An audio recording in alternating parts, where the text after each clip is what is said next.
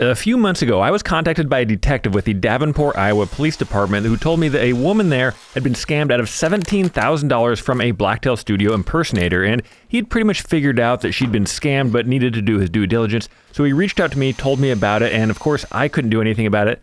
Well, I could do one thing about it, and that was to actually build her the table that she tried to order. And this detective worked undercover with me and got me all the details of the table she wanted. And this is why I'm doing a blue table. I haven't done a blue epoxy table in like 7 years, but this is what she wanted, so that's what I'm making.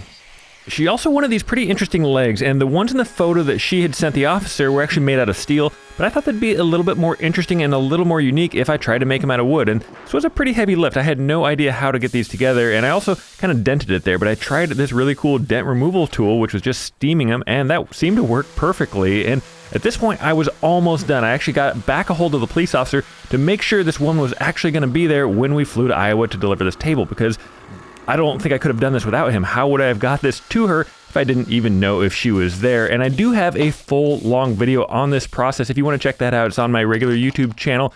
But here is a quick reveal of the table and her reaction when we delivered it to her. The least I could do is make you the table that you tried to order. You don't have This is one of the most beautiful things you could have done for me.